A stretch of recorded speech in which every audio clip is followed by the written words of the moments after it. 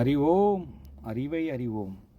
இந்த அறிவோம், அந்த அறிவு இருக்குது பார்த்தீங்களா, அறிவோடைய ப்ரொஜெக்ட் மிஷின், அதுதான் பீட்டனோ ஸ்க்ரீன். அந்த ஸ்க்ரீனில் அது தெரியும், எல்லாருக்கும் அது இருக்குது, இல்லைன்னு யாரும் சொல்ல முடியாது. ஆனால் அதையும் தாண்டி சிலருக்கு சில விஷயங்கள் அட்வான்ஸாக தெரியும். அதாவது நடக்க போகிற விஷயமா இருந்தால், நோவுலேருந்து நடக்க போகிற விஷயம் அது கணிக்கிறது. எவ்வளோ எக்ஸ்பர்ட்டாக கணிக்கிறாங்களோ அது கணிப்பு, ஜஸ்ட்டு கணிப்பு தான்.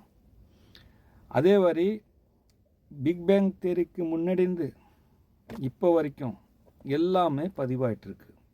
இப்போ நீங்கள் போயிட்டு மொபைலில் சர்ச் பண்ணி பார்க்குறீங்களே, எல்லாத்தையும் தேடுறீங்கள வலைத்தள தேடலில், அந்த மாதிரி அதில் எல்லாமே இருக்குது.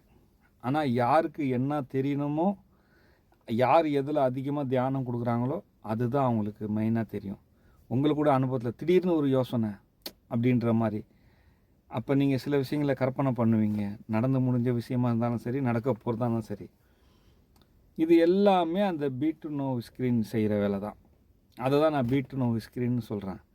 அதில் நான் சொன்னால் நீங்கள் நம்ப மாட்டீங்க, இந்த மொத்த பிரபஞ்சம் அனைத்தும், இந்த பூமி கூட எல்லாமே கண்ணுக்கு தெரியாத ஒரு ஓட்டைகள் நிறைந்தது.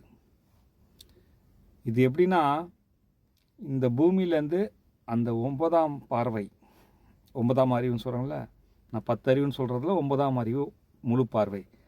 அந்த முழு பார்வை எடுத்து பார்த்தீங்கன்னா, இந்த பூமியிலேருந்து இப்போ இது பகல்னா அப்படியே இப்போ அந்த இரவை பார்க்கலாம். இரவு நட்சத்திரம், அந்த ஓட்டை பூமியிலேருந்து ஓட்டை போய் அவ்வளோ ஓட்டைகள், எல்லாமே ஓட்டை தான். தலைமுடி மாதிரி ஓட்டைகள் நிறைந்தது தான் இந்த அனைத்து பிரபஞ்சமும்.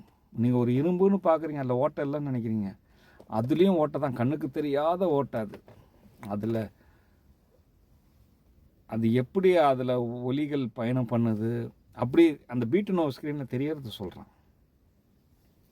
இது ஏன் அட்வான்ஸாக அவங்க எனக்கு காட்டுறாங்கன்னா, உங்களுக்கு சொல்ல வைக்கிறாங்கன்னா, எல்லோருக்குமான மாம் டேடு திரு தமிழ் அவங்க, நான் ஒருத்தன் இருக்கிறேன், நான் தான் நரக சொர்க்கத்துக்கு எல்லோரையும் கொண்டு போவேன், யாருக்கு எப்படி அது எல்லோருக்குள்ளேயும் இருக்கிறாங்க.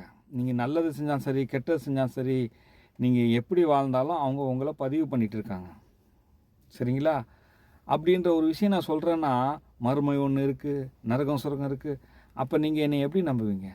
இந்த மாதிரி அட்வான்ஸாக ஏதாவது சயின்ஸ் சொன்னால் தான் நான் எப்படி சாதாரண ஆள், நான் படிக்காதவன், அதே நேரத்தில் எனக்கு பேசவும் சரியாக தெரியாது, இவ்வளோ திறமைகள் இல்லை. ஒரு